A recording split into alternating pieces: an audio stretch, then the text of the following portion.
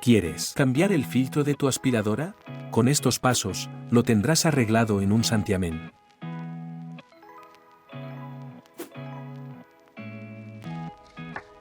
¿Qué necesitas? Un filtro nuevo. Paso 1. Retira el filtro antiguo.